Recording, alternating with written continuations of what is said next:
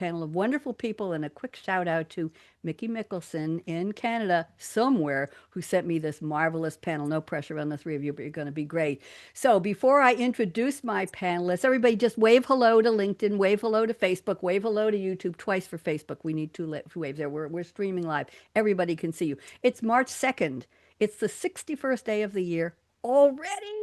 This is the Gregorian calendar. And Seth, I don't know if you know, but we used to have the Julian calendar. And if you're born a couple hundred years ago, well, I wasn't, but an October girl. I'm a Libra.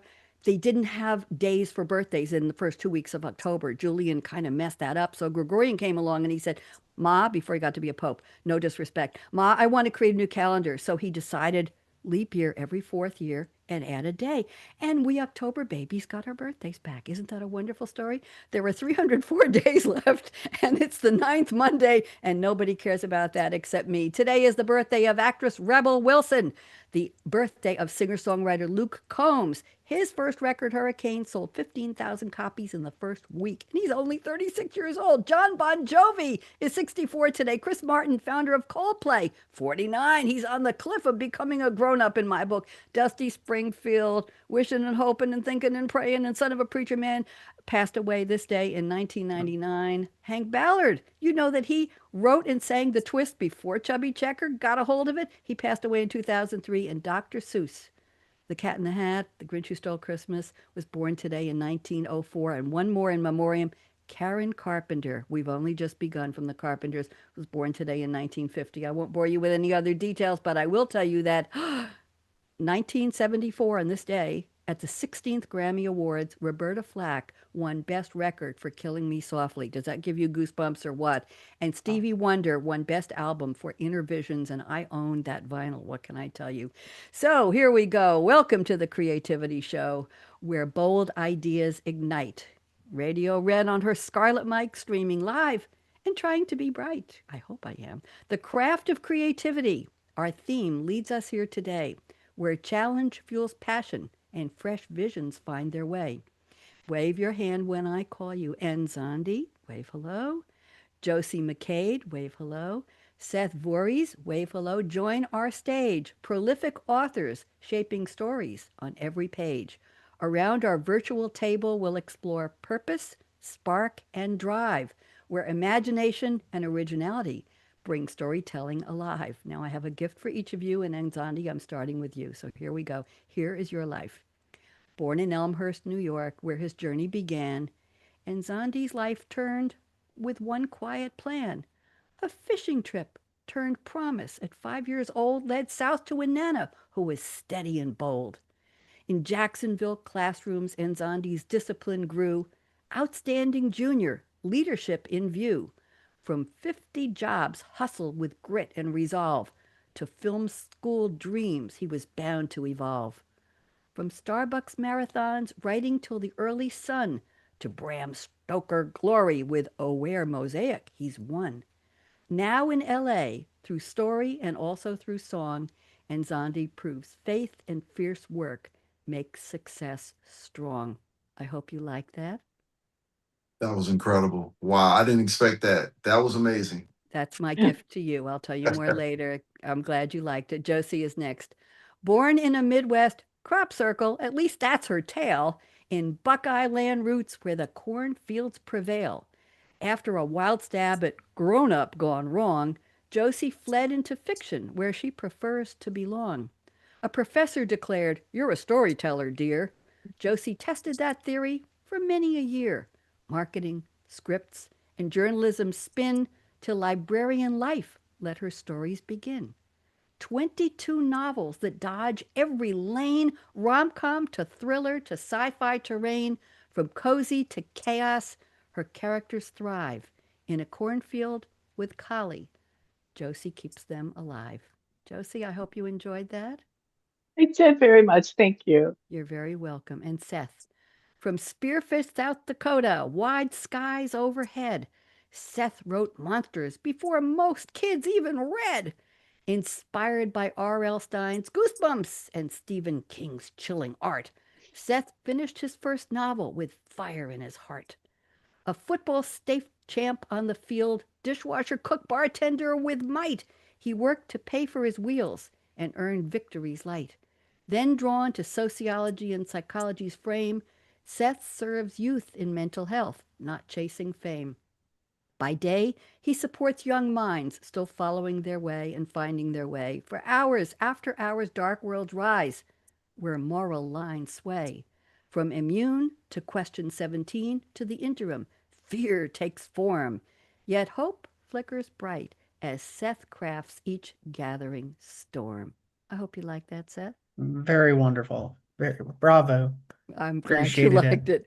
So gather around where the cool kids and the cool vibes sway as we dive deep into creativity today, aka Radio Red's energy, I'm told, lights the way. We hope to inspire you to live large, love life, and play. So how'd I do, kids? What'd you think?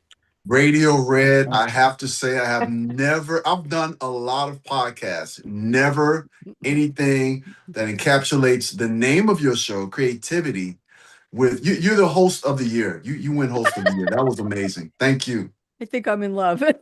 I've Thank never you. had a poem written about me. That was pretty awesome. I started doing that about almost a year ago for all of even for my technology show. I do that. The same a 12 line, three stanza. But what's interesting is I'm also an online moderator for high level technology courses for Rhinework Publishing, SAP Press. And I asked them permission to take these instructors who were very studious and very, tech I'll leave it at that. High level tech who've been doing this 15, 20 years. And I said, may I do rhyming intros for the technology instructors I'm introducing? And they said yes. And these people are falling out of their chairs. Nobody's ever. And I asked them for a fun fact. And I incorporate the fun fact about their life Right. into the last two lines of their rhyme. And they're just like, what? And I change it every week. These are 5-week courses. So there we go. I'm glad you appreciated that. And I appreciate you. And thank you for your very kind words. So You raised the bar, so now I expect it from everyone else now. So it's like, all right, what are you gonna do? honey, I'm one of a kind. That's right. This can't be duplicated. So do me a favor. Let's go around the table and just get 2 or 3 minutes more about you. What else would you like us to know? So, Nzondi, it's my pleasure to put you on speaker view if I can find it here on Zoom. Yes, they've changed all the controls. Speaker view, and I would like you to tell us a little more about what I missed in my 12-line synopsis of your entire illustrious life. Go ahead, Nzondi, and officially welcome. Go ahead. Thank you so very much, Radio Red. I'm wearing this shirt, if you can see a little bit of it, because I'm very, very happy and proud to announce that just recently I signed to Crystal Lake Publishing, along with what I call my heart sister, Cindy O'Quinn. And we later this year, they're going to publish a short story and poetry collection between us, and we're very.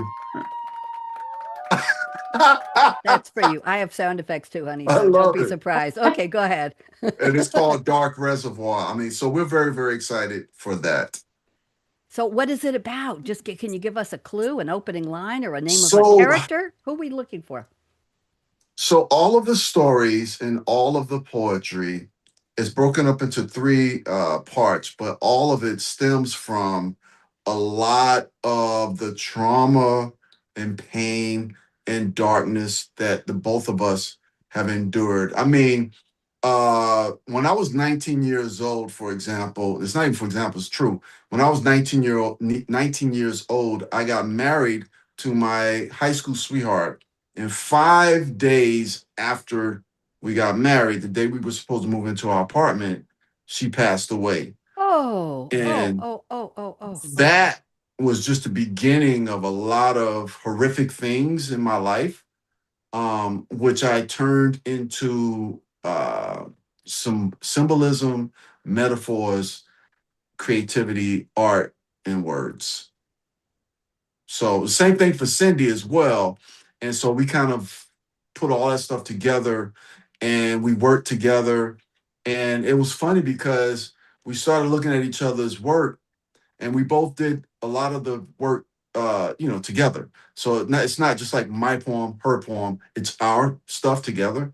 And we got to a point where we couldn't distinguish who wrote what. So yeah, that was a good that felt Wow. good. Yeah. I haven't heard that ever before with collaborative. Wow. Okay, we'll talk about poetry and collaborative poetry a little bit later in the show, but thank you for that and congratulations on what you're doing with that. Very, very interesting. I love a copy, by the way.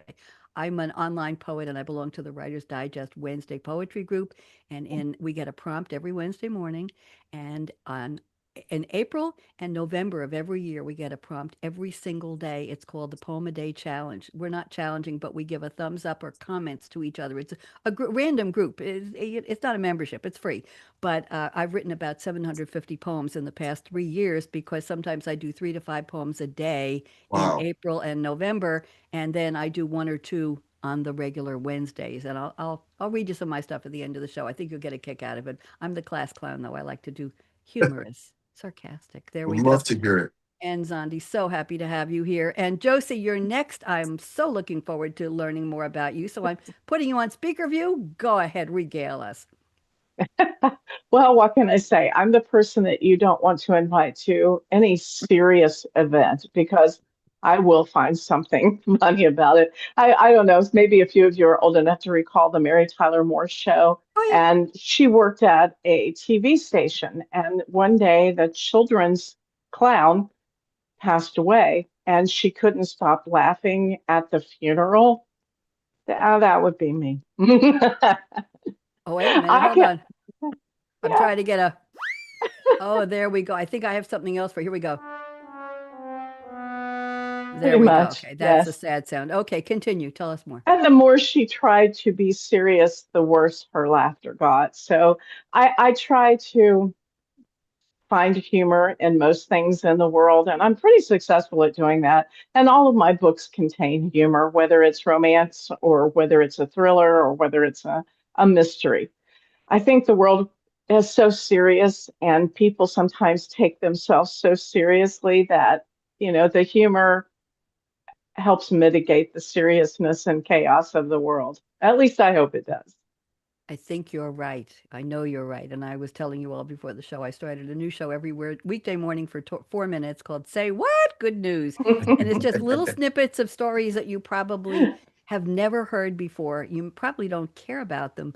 But I sent it to my stockbroker today, and he said he's going to use some of them in conversation with people. It's just, hey, did you know that such and such? They're just fun stuff. So anyway, I agree. Humor, laughter is that best medicine we've been hearing about, I think, from Norman Cousins for decades. He wrote a book and he got better that way. So thank you, Jocie. Pleasure to meet you. Seth Voorhees is Thank you. here. Seth, we want to know more about you. You're on speaker view. Go ahead. Well, thanks for having me. Appreciate it. Yeah, I got a fifth book actually in the works right now. I'm hoping it should be coming out at the end of the year. That's the plan. Hopefully, if everything goes right. We all know what happens in life when you have a planned schedule. Sometimes things happen, but The kids are I happy. know, They're right? clapping for you. Okay. I appreciate it. I always love standing ovations. It makes me happy. And then I've also been working on some articles lately. I actually just had an article come out in Horror Tree magazine. Um, and then I will have another one actually in She Rises magazine about the queens of fiction, about my favorite female authors.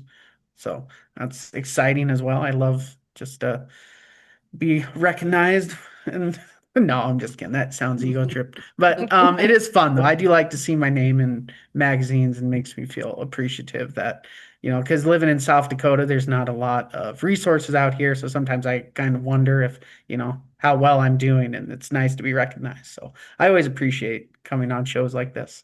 Well, we appreciate you, and I'll take it one step further. It's just also not only nice to be recognized, it was nice to, from my perspective, to contribute.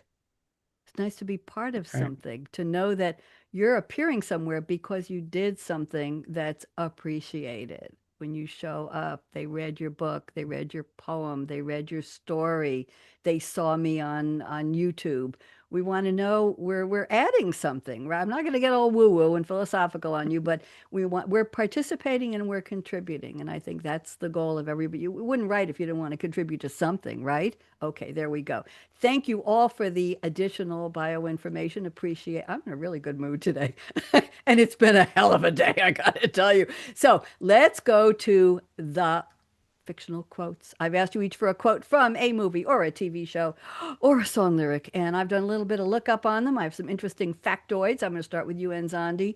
And Nzondi, is that your real name, and would you like to share another name with us, or do we want to stay with that? I know you have multiple names. There have been a lot of things that was said on this show already that's synchronicity. Number one, my full name that my father gave me is Asimandisi Nzondi Hall. Asimandisi is named after a king of Kemet who laid down the stellar systems for the first calendar. So when you mention calendar, I'm like, oh, I love this. Oh So my goodness. yes, to answer your question, and then there are other stuff that you mentioned Well, in thank Voorhees you. Thank you. and And I'm yeah, going to spell that because I have it Acemandese. that is correct. Wow. Okay. Thank you very much. Now let's go to your quote. You are quoting character named Mother Abigail, played by the wonderful, the beautiful. I saw her on Broadway. Don't ask me how many years ago. Ruby Dee. The Yes. the show is The Stand, aka Stephen King's The Stand. Now you will know where we're going with this. A 1994 TV miniseries adapting Stephen King's 1978 post-apocalyptic novel about a pandemic-ravaged world. I think we just had one of those. In a battle between good and evil. Stephen King wrote the teleplay. Did you know he was in the series too, Nzondi? He had a Yep. minor role in the series. It was directed Yep. by Mac Garris, who previously directed the play, this film, Sleepwalkers. Okay. The Stand, interesting, includes a cast of more than 125 speaking roles, including Gary Sinise was there, Miguel Ferrer was there, Rob Lowe was there, Ossie Davis. That's Ruby Dee was her husband, right? Ruby Dee Yep. and Ossie Davis. I remember Jamie Sheridan, Laura San Giacomo. I loved her on NCIS. Yeah, she played a shrink for what's his name? Yeah, Molly Ringwald, Corey, Adam Stroke, Ray Walston, Ed Harris, Matt. Oh my God, what a cast! Anyway, the miniseries was shot in many locations and on 225 sets. Each episode had only a $6 million budget. So they shot it on 16 millimeter film to keep the cost down. Well, gee, give me 6 million. I'll do something with it. It originally aired on ABC from May 8th to May 12th, 1994, nominated for 6 Primetime Emmys. It won 2, makeup and sound mixing. Here is the quote. You knew I'd get to it eventually. 4 words. We love the short quotes. I'm short, by the way. Here's the quote Nzondi has selected. The time has come. Okay, tell us what this has to do with your creativity. Go. It's a quote that I embrace because I always feel like the time is now and you can't focus on the past nor the future. And for me, as a writer, as an author, I'm now into my 5th book, my 4th novel. The time I feel is right now. So everything that I have to do to grasp and optimize who I am, my writing, and get it to the world, I need to do now because I feel like the time is now. And it's the best time. Actually, it's the best time in the world for the world to know who Nzondi is, who DEF CON is, my books, my works, and the world that I've built. That's lovely. I think we could all use a little bit of that, right? I'm trying to finish my novella. Yes, It's we been could. 3 years, and I need to look at myself in the mirror on this coming Sunday when I have time and say, "The time has come. Sit down, you, and finish." Okay, there you go. I'll let you inspire me. Thank you very much. Let's go to Josie's quote. This is from a 1944 film. Boy, are we going back in time here. Marie Slim is her nickname in the movie Browning, played by Lauren Bacall. Do we get any better than this? Speaking to Harry, Steve Morgan, played by Bogey, Humphrey Bogart. The movie is To Have and to Have Not. Steve is a fishing captain in Vichy, France. He's contemplating whether or not to smuggle members of the French resistance off a German Vichy-controlled Caribbean island, or Caribbean if you like that better. In his fishing boat, Slim enters the room inquiring, "Can you help me find a way off the island?" What follows is one of the most dazzling scenes ever filmed in filmatic cinema, or whatever I mean to say. They size each other up. Steve sees through Slim's seemingly helpless demeanor. Slim reacts with a faint attempt at seduction, which leaves Steve completely perplexed as she sits in his lap. I don't know why I'm acting this out. So it was their first film together. It became legendary for the sultry tone and the real life romance that it sparked between them. They ended up getting married. Bogey and Bacall. Okay, I have the scene. Jocie, just stay with me here for a second. Slim says, sometimes I know exactly what you're going to say. The other times you're just a stinker. She kisses him and he says, what'd you do that for? Slim says, been wondering if I'd like that. And Steve says, what's the decision? She says, I don't know yet. I sound like Mayweather. I don't know yet. They kiss a second time and she says, it's even better when you help. Slim asks Steve if he will help her leave the island. He refuses, but she lets him know what he's missing out on. She says, you know, you don't have to act with me, Steve. You don't have to say anything, and you don't have to do anything. Not a thing, or maybe just whistle. That's the quote Jocie picked. As Slim is about to leave Steve's room, she pauses at the door and here's the quote. You do know how to whistle, don't you, Steve? Just put your lips together and blow. Jocie, I had to do the scene. I'm sorry. It was just too good. Go ahead, Jocie. Rescue me, please. Rescue me. Oh, Go. it was a perfect scene. I mean, when I was a kid, as writing, my mother was a voracious reader, and sometimes we would spend a lot of those, excuse me, late Saturday nights watching old black and white movies. And I love Bacall and Bogart, and that comes back to my work sense of humor.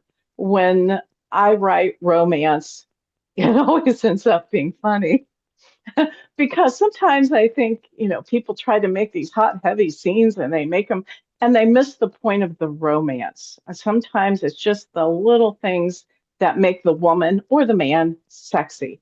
And it doesn't have to be, hey, here I am naked and, ready. And sometimes it can be just those little, nuances like it does, when you help, it's better, or, how to whistle. And I think those kind of tensions make the romance in a book better. The tension, the romance, and the little, steam behind the words.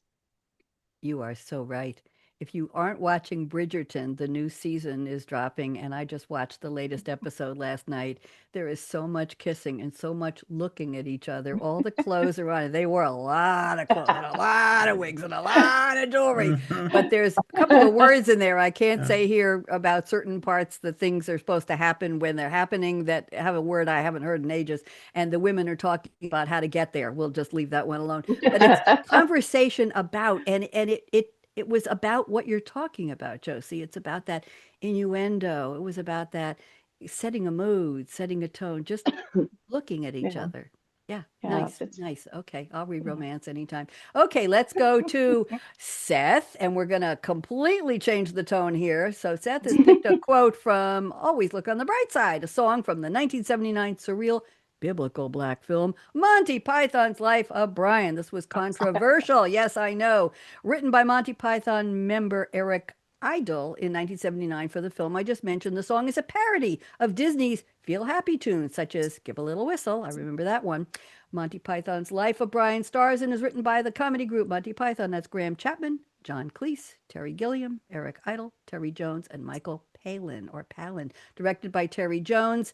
Following EMIU Films' withdrawal of funding a few days before the production was supposed to start, I think Seth knows this, musician, listen to this, and former Beatle George Harrison and his business partner, Dennis O'Brien, Dennis with one N, arranged financing, and they formed a brand new company called Handmade Films just to finance this film. Isn't that interesting? The film was a box office success, the fourth highest grossing film in the UK in 1979, the highest grossing of any British film in the US that year. It's been named as the greatest comedy film of all time, and it got a 96% rating on Rotten Tomatoes. Can you believe that? It was ranked on a Channel 4 poll in 2006 as number one of the 50 greatest comedy films. And I'm going to read a little bit of the lyrics, if you don't mind, Seth. Cheer up, Brian. Cheer up, Brian. You know what they say? Some things in life are bad. They can really make you mad. Other things just make you want to swear and curse. When you're chewing on life's gristle, don't grumble. Give a whistle. And this will help things turn out for the best. And here's the chorus. Always look on the bright side. Whistle. Always look on the bright side. So the quote he has selected is, when you're chewing on life's gristle, don't grumble. Give a whistle. And this will help things turn out for the best. Okay, how did I do with that? Seth, am I good? You did excellent. In fact, I have it playing in my head right now, and I can You keep going, but it's not my show, so wait a I minute, wait a won't. minute. You want to sing? Can you want to sing it for us? I don't know the tune. Do you want to sing? It just goes like, always look on the bright side of life. I can't whistle though, so it goes do do do do do do do do. Always look on the bright side of life.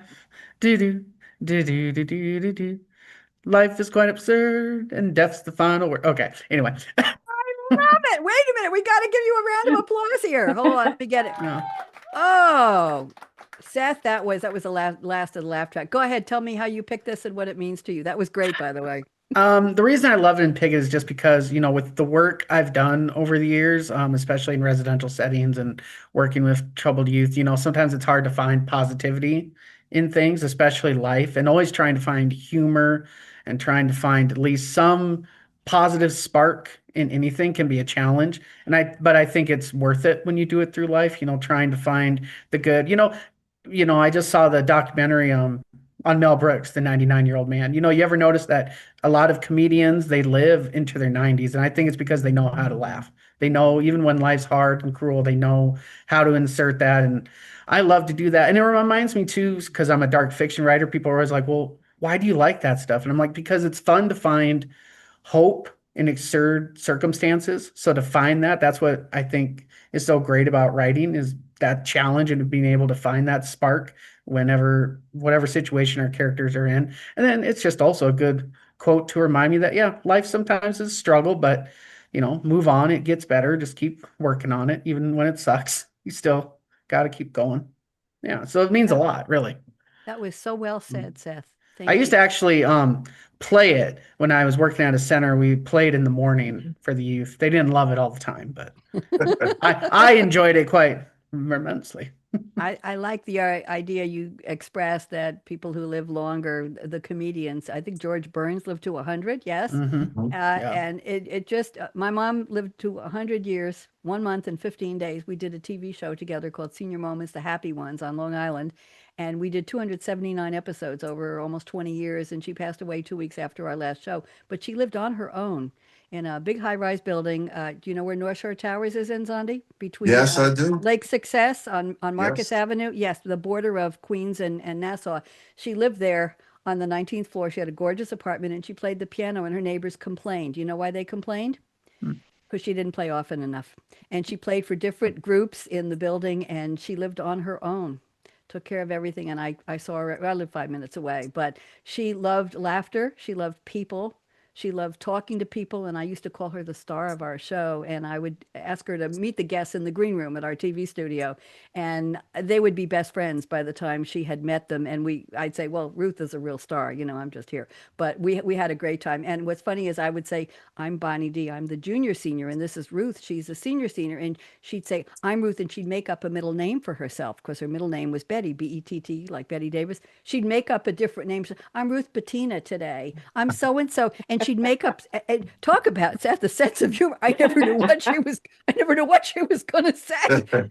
Just a real charmer, but she appreciated humor, and my dad did too. He loved to tell jokes. He was a doctor and he told jokes so his patients wouldn't feel the needle going in. Let's leave that one alone. Thank you all for the quotes. I'm very impressed. Let's go to the part of the show. We're doing great on time here. I'm going to the part of the show where we talk about the creativity statements. I asked you each to send me 4. I'll pick Can one I or ask you two. a question real quick? Yes, go ahead.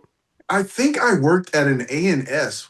Isn't there an A? Wasn't there an A&S right across from the North Shore Hospital in that area, Lake Success? Do A&S you was remember? nearby. It was Okay. nearby. It was more in the, I think it was more into Great Neck, a couple miles from there, Oh, okay. Okay. a couple Sorry. Go blocks ahead. from where I live. No, that's okay. Yes, A&S was a department store.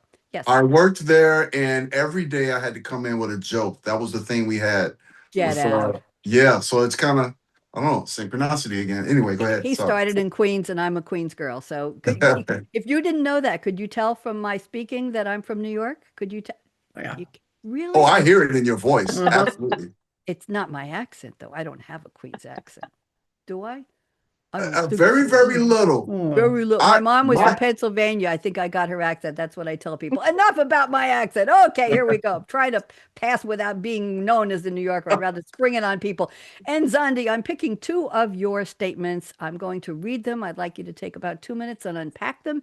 And then we will get responses from Jocie and Seth. And then we'll go around the table and do statements from Jocie and then from Seth. And let's turn this into a real round table. So, and Zondi has two statements I absolutely love. Number one, he says, I read to inhale, I write to exhale, helping me to breathe a story. That's a whole book in itself. But I want to add to that, you say, I'm most creative at 4 in the morning after I'd have a cup of coffee. What kind of coffee are you drinking at 4 in the morning? Okay, I'm putting you back on speaker view, and why don't you tell us about this inhale, exhale? I've never seen a statement quite like that out of maybe 1,000 guests. So, Nzondi, you're up. Talk to me. I used to be vice president of a writers organization called the Greater Los Angeles Writers Society in Los Angeles. And one of my buddies, we all started out, I used to run a critique group. And one of my buddies who was at the critique group, Mike Robinson, who, by the way, we got a table at WonderCon in Anaheim. It's the first time we'll be signing books together. Mike said one time during one of our meetings, I read to hell, I'll write to exhale. And I said, oh my God, I'm taking that. And I've said that at all of the different conventions I've been in when I've, ran panels and whatnot. And then I just kind of elaborated more. Breathing is how I create storytelling and how I create a story. And so that's really where that came from. And it actually became part of my whole journey because when I first started writing, it as I taught language arts in Hempstead and IS 231 in Springfield Gardens, Queens, and I thought I knew all about English until I started learning how to write a novel in 2008, and I learned I didn't know anything. And so I had to read a lot. I think that first year I read about 50 books and 50 Wow. books combined with short stories, but more books and Wow. novels. And that's really how I started developing my style and learning the tropes and just everything about horror and science fiction. Tell me about the coffee at 4 in the morning. I assume it's got a lot of caffeine in it. Yes? It has a lot of caffeine in it. Actually, even this morning I got up not quite at 4 because I went to bed I think around 10 or 10:30, but I got up and went straight to Starbucks this morning. I was in Starbucks about 7 a.m. Writing. And for me, I just have to have that, I wake up kind of with I just can't help it. I just wake up with all these ideas. And I really want to write something and get the ideas down. And Hmm. that's it. Once I wake up, that's it. And I found since I started writing, since 2008, it really is the quietest Hmm. in the world. A lot of people, And I get that from yes, a lot of guests. I just want to go around the table and see, Jocie, anything about 4 in the morning with you or Seth? And do you start your day with coffee? And do you read a lot of books before you write your own? Jocie, let's go with you. And it's not an inquisition here, just your comments. Go ahead. Actually, I drink both coffee and tea. I'm a big herbal tea drinker. Years ago, when I was working and my kids were home, yeah, I was the 4 and 5 a.m. person. Since they've left, it more towards 6. Oh dear. But but as Nazandi said, I agree with him. I think sometimes all writers are readers and have been readers, and you're weaned on books. And I think it helps too to read outside of the genres that you prefer. Read Mhm. something that you would not normally read. And for many years, I worked for Readers Entertainment as their senior news editor. So I would get Mm. books to review. And some of them I would look at because it would not be a book I would pull off the shelf normally. And it really gave me a different perspective and taught me to be a better writer. Because many of these, and I think both the gentlemen will know, you read a passage and you sit there and you go, that was perfect. And I really wish I'd come up with that line. But it Yes. inspires you to write yourself and it inspires you to become a better writer and hopefully breathe out that wonderful vision that you have for your words. Thank you. That was lovely. yeah. Seth, comments, thoughts? I relate to pretty much almost everything. I'm very much early morning writer. I have this thing where it's like past 3 o'clock, 3 in the afternoon, I'm done. I'm not doing anything after three. My imagination is useless. I drink coffee, sometimes hot chocolate though too. Kind of depends on the morning, but both are really good. But yeah, absolutely. I actually took a break from being an author for many years and didn't pick it back up and started taking it real seriously until about 2014. In between there, 2015. And I'm the same way. I forgot a lot. I had to relearn what I unlearned, if that makes sense. Yeah, it Having to does. relearn a lot of things. And I didn't really understand the power of reading until I picked it back up. And I'm like, okay, I need to get back into it. Because, yeah, I like to compare my imagination and creativity with the body. We need exercise and nutrition to keep it going.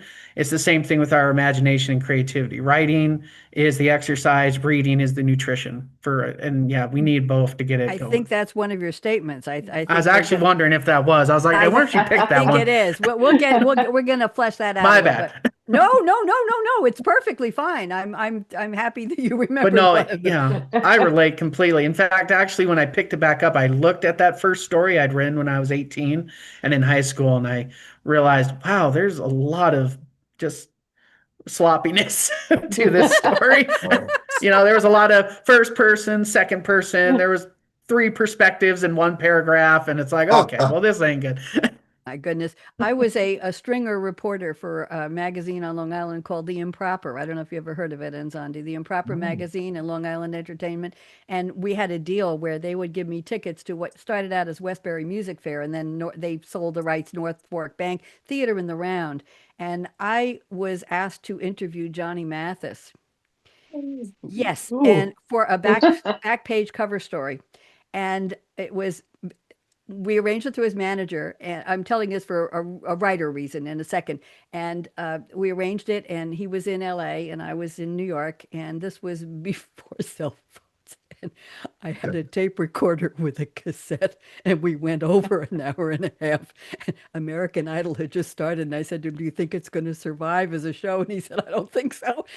And the phone rang at something like 6:30 in the morning. I don't know what time it was for him, or 9 in the morning. It was 6 for him. And he said, "Hello, is this Bonnie? This is John Mathis."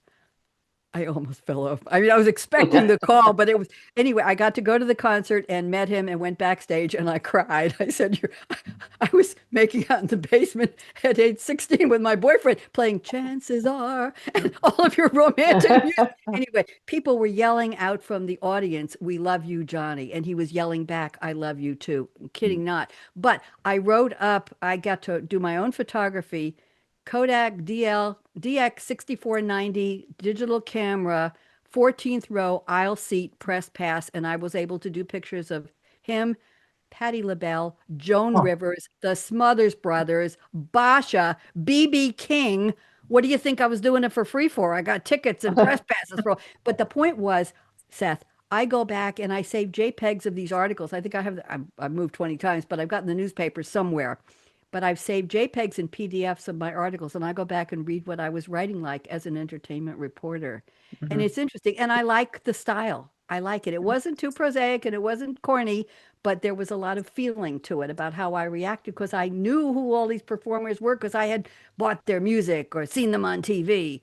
I have a wonderful picture of Joan Rivers sitting on the stage, on the floor of the stage with her feet crossed, and you could see the bottom of one of her shoes, and her Oh, fur wow. boa is on a stool Mhm. behind her. Ah, She decided, yeah, I could show it all, I'll send it all. Amazing. But going back and looking at what we've done as a historical lens to who we were when we were writing, of course, I was writing a book, but it was just an interesting memory of saying, who was I? What did I present to the world in my writing at that time? I thought I did pretty well. There you go. So let's go to Jocie. I have a couple of interesting statements from you, and let's go. A couple you mentioned already, but let me pull up a couple and we will see what Seth and Nzondi have to say. So you say, "I can create a story about anything." That is a big statement, Jocie. And then you say, can find humor in the worst situations. I think we've talked about that. I write everywhere. Raising kids, I wrote in the car, at practice, at doctor's appointments, and I love to create worlds where readers love to escape just for fun. That's all 4 of your statements. So why don't you just pick 1 or 2 themes out of that and spend about 2 or 3 minutes telling us, and then we'll see what the gentlemen have to say. Jocie, go ahead. Well, thank you for that. I always laugh that I can create a story out of anything because, as I was told, they may not see me as a Pulitzer-winning author, but I am a storyteller. The first story I ever sold, I was 17, and it was about my grandmother's apron. So, that gives you a little insight to what I can write. My latest book is a cozy mystery, and I'm hoping it's a kind of a new genre. It's a cozy cyber mystery, and it has a robotic dog, and there's a questionable AI in the background. So, the dog actually came from 2 parts. One, as a librarian, we used to have a lady come in, and she was a puppy raiser for Guiding Eyes for the Blind. And I did not realize that those dogs basically have a shelf life, much like a military or law enforcement canine. Basically, 7 to 10 years is the length of their service to a human. And if the dog is in a city like New York City, which is so bustling, their tenure as a service dog is much less. Then I also saw this dog as a service dog. And I'm going, well, if we have robotic dogs that are bomb sniffers and going into fire and rescue, and I'm glad that we do, then why couldn't it be a service dog and its programming or algorithms be changed to provide specific services? And so that's how that book was born. Although he starts out his life as a service dog because he is so far advanced, he's wanted by a lot of nefarious people. And so the main character and the dog kind of rescue each other through this. And, so there's this dog, and so I can make up stories. It must be that Irish Cherokee background. I don't know, but I am definitely a storyteller. And I have a fun story about New York. The first interview I ever did as a writer, well, I was just like you, a newspaper stringer, etc., was with a woman from Long Island, and God bless her, she was great with me. But she would say, "I'm going to the city," and I'm going, "You'll live in the city." She goes, "No, I live in No, I live in Long Island," and I'm like, "No, you live in," because sometimes when you're out here in the Midwest, your perspective of New It's York all is New York. everything there is one big city, Ain't and true. you don't see it as neighborhoods and so forth. That's And very so it funny. was pretty funny. And by the way, I did start reading your book about the robotic dog at the fair, and I'm very intrigued and I'm enjoying it. So thank you Oh, very well, much. thank you. Thank Thank you you for for that. sending it. Let's go around the table. She writes anywhere. She can turn anything into a story, and she finds humor in crisis or sadness or whatever. And Nzondi, Seth, who wants to go first? Just a minute or two each. I'm looking at the clock. I will I just mean, say go I ahead. also have Irish Cherokee background. Go ahead, Seth. No, I was just gonna say, me too. I have Irish Cherokee, so there's a Maybe our link here. ancestors Apparently, had a party. there we go. I love it. And, There we and I'll go. bring the turkey meatballs with barbecue sauce for dinner, There and we we'll all go. have a good time. There you go. And I've We've got solved some. the mystery now. I've got We should Yeah. write a book on that. I've got There we Cherokee, some. go. Irish Yeah. There you distension and go. creativity. There we go. We have to. I'll provide the Collaborate. Chardonnay. That's good. I'm thinking Josie, those Irish grandfathers got around. Yep. well, Josie, my do you have a character named Cozy? Because No. okay, Oh, because a Radio Cozy Red. Mysteries. Cozy Yeah, it was Mysteries. Cozy Oh, Mysteries. Yeah. Cozy Mysteries. because my Okay. character's name is Cozy Coleman. Oh. Cozy Oh. Mysteries. Again, this is a great podcast. And Made Zondi's having quite a day with us here. Let me move on. Any more comments, Seth or Nzondi? Are you good? We're good? I won't. I'll say this, and I don't suggest writers do this, but I used to write anywhere, including at the stoplight. And Mhm. one of my friends used to think I was absolutely crazy, and I'm like, I got to get this idea now. And I'd have the laptop on my lap on the steering wheel, writing. Yeah. So I get it. I can write Mm, anywhere as well. You know yep. what I used to do? I used to Mm. put my phone camera on the steering wheel when it was starting to rain or starting to sunset, dusk, at a stoplight and take a picture as the cars in front of me started to move. The tail lights become squiggles of light like electrical beams, and you see them, and they're all like this, the most amazing. But I put the phone right on the steering wheel and snap a couple shots just as they were starting to move. The rainier, the darker, the better. Interesting. Great shots. Yeah. Okay, Seth, you want to talk? Go. I was just say I don't have the time to write anywhere, but I always have an idea no matter where I go. So I'm always obsessively texting myself. I have this own chain text message to myself where it's like Yep. this idea, you can write about this. So that way I don't forget. Yeah. Yeah. So I do that Yeah. though. Now, I have to tell you, talk about synchronicity or just Hmm. common sense. This is a theme on all of my shows with all of my author guests. I don't always have authors on the show, but 99% of the time I do. People talk about how do they capture those ideas. And David Byrne from Talking Heads was interviewed on a How to Be Happy show by somebody named Steve Johnson. I have it in my notes, and he talked about the little beginnings. He said, save them, put them in a file somewhere, and say to yourself, note to self, spent 30 minutes on this. He said, I can't create a song out of nothing, but I need those little beginnings to start something. That little. So I have people who write text to themselves, Seth, people who write sticky notes to themselves, people who get up in the middle of the night and write an email to themselves, whatever it is. Nobody's done with lipstick on the bathroom mirror yet, but I'll meet somebody that does that. Okay, thank you. I'm looking at the clock. I want to get to Seth. Tessa, you've already talked about reading and writing are to the imagination as food and exercise are for the body. I love that, but I'm going to add two more. This is interesting. You say, self-editing is a must. I've learned to love it. That's an unusual one. You want to take just a minute, Seth? Because everybody's saying, what, are you kidding me? We can edit our own stuff. Seth, how do you do it? Well, I went back to that old, I think, it was like Michael Jordan saying, you got to learn to love what everyone else hates, and I think with most authors, self-editing is not something we look forward to. But I've learned to embrace it just to see how, for one, how I've grown as an author. I got the rights back to my first book, The Interim, this summer, and I republished the second edition. And before I republished it, I went through it again just to see. And I was just sitting there amazed, going, I need to change. I could see how much I've grown just as an author from 2017 when it got released to now. And so, yeah, every time I re edit, I see, just not only my growth, but then little quirks of my personality that sometimes I have to ring in. Like, I know now I got to pay more attention to my dialogue because everyone has a tendency to sound like a Midwestern man and say so and just and well and uh-huh. And I got to get out of that. And so I got to always That's how New rip through all Yorkers my sound dialogue. too. I know. I have to rip through my dialogue Wow. all the time when I edit. But yeah, I think it's just that, you learn to embrace what everyone else hates. That is fascinating. What was I also going to read? I was going to read, you have challenge for me is creating the character's hope through challenging circumstances. I think you already talked about that. Let's not talk about that growth and self-editing, reviewing. I'm reviewing my novel all the time. That's why it never gets published because I keep going back and saying, I should have Mm. changed that word. I'd like a different verb. Well, I didn't describe her background enough. Let me move her conversation up a little more in the scene. So I'm editing, but I haven't published yet. That's a problem. Yeah. Jocie, or Nzondi, any comments about reviewing your own work and seeing your growth? Nzondi, it looks like you want to say something. Go. I come in contact with many authors who could always edit their book. Even once the book is finished, if you put it in their hands and tell them to edit it, I feel like we just always come up with different ideas. And our growth, our growth, like Seth said, enables us to have a different perspective. And that different perspective creates, more editing.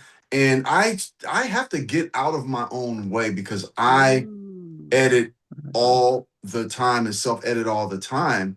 And I actually even edit before I start writing. I go back and look at what I'm doing and I edit a little bit and then I start writing again. So I usually have to get out of my own way. But I am obsessed with trying to get it as good as it could possibly get. Yep. So yeah, Yep. it kind of comes with the territory. It does. I had a woman who was a sculptor. I had a TV show I told you about, the one I did with my mom, but I had one called Something to Talk About. And I had a woman who was a sculptor, a whole bunch of artistic people. And I said to her, how do you know when a sculpture is done? And she said, you know. You Mm. know, but I'm a Yeah. painter as well, and I have about 300 pictures here, all over my house, on walls, in the garage, on the floor, everywhere. But sometimes I'll go through 20 recent pictures, and I'll say, you know what?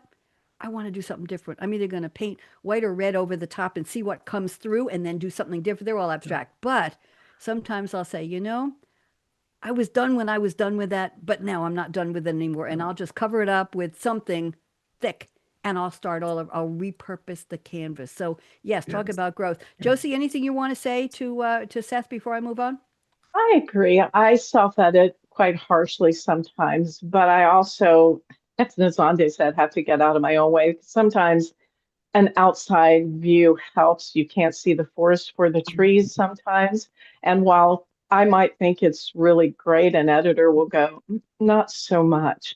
But, Mm. I find myself too, if I find an author that I like, I tend to go back and read previous works. And as an author now, I can look at those previous works and see how that author has grown. And, I see it Ah. within myself, but I see it more with someone else. And hopefully, as my novels progress, that writing gets better as well. Yeah, Isn't and that then to tie in interesting? real quick too, Go ahead. because I agree with everyone's saying. So I do 3 revisions, and then after 3 revisions, I give it to my editor, or then some Mhm. beta readers. Because I agree, because there's a certain point where I can't see it anymore, and I Mhm. need someone else's eyes, need fresher Thank pairs. you. That's Yep. a good tip. I haven't heard Yeah. that one before. Nobody has brought that up before, Seth. Very, very interesting. Thank you.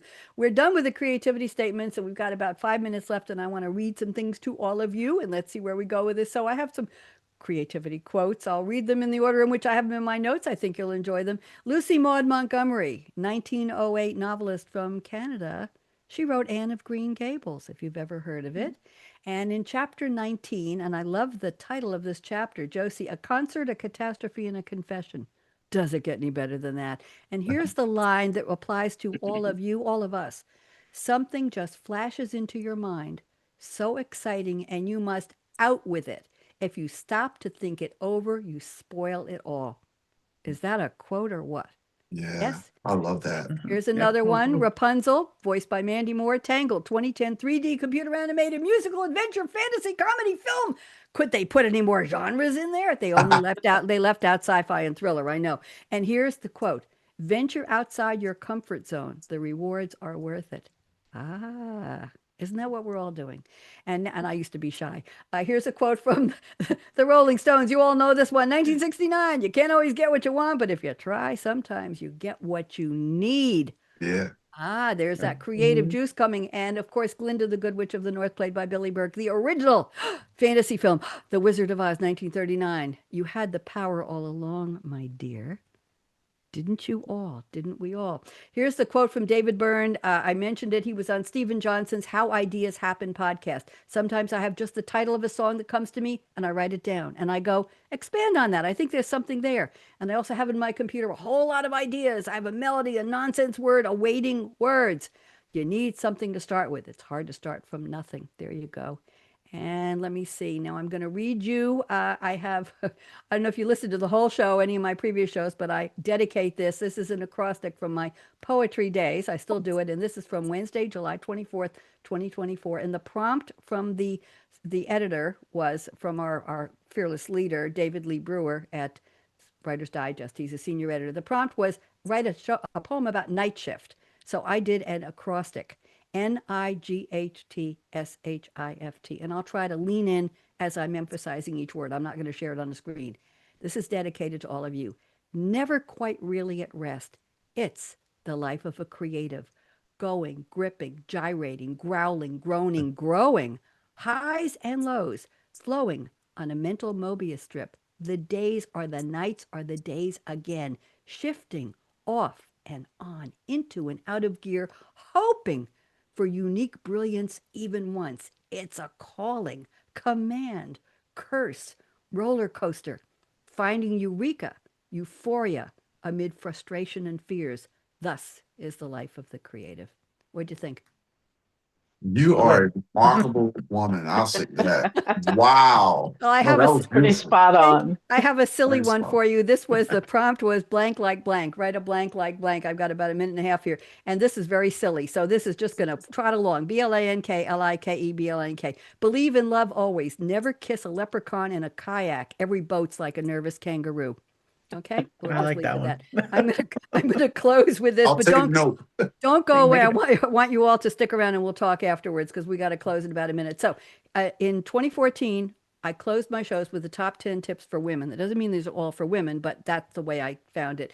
The number one quote 10 years before the movie was, "Aspire to be Barbie. The biatch has everything." There we go. And for the guys, when life gives you lemons, make lemonade and add vodka. There we go. There we And go. here's my Like real that. closing. Here's my real closing. Life is short. Break the rules.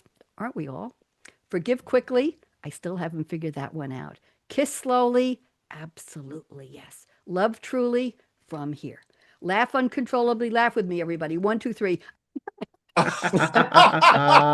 Bet you never did that on a podcast before. And never, ever, ever regret anything that made you smile. Final words. Work like you don't need the money. Dance like no one's watching. When I was teaching disco line dances to 250 people in a high school cafeteria near Eugene, Oregon, they didn't have a stage. I had to dance in high heels on a Formica tabletop in the I said to them, "You build me a stage or, OSHA's going to come." They didn't know what OSHA was. Anyway, they built a stage. Everybody watched. I never fell. Sing like nobody's listening. I didn't sing on the show tonight. Lucky you. Love like you've never been hurt. We all have. Our hearts have been damaged, tromped on, stomped on, but you got to let it regrow, regroup, and learn to love again. Open your heart. Money talks, chocolate sings, and last but not least, I stole this line from somebody years ago. Thank you for turning me on. I want you all to smile and wave, or we're going to go out with my show from my music from, if I can find it, hold on, here we go. Okay, this is from my new show, and I even made a mug. Say what? Good news. Good news. And Nzondi, you have been delicious. Thank you so much. Jocie, you're a real treat. Seth, what a well of wisdom. Thank you so much. And thanks to Mickey Mickelson. Thanks to Jordan Henson, my engineer from Voice America Media Empowerment Channel. And shout out to Aaron Keller at Voice America Media. Dance with me. I made this song up in Suno. Give him credit. Let the bad vibes fade.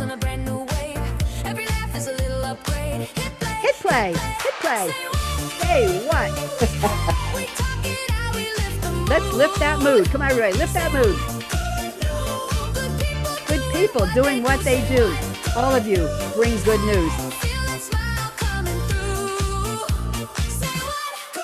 Good news.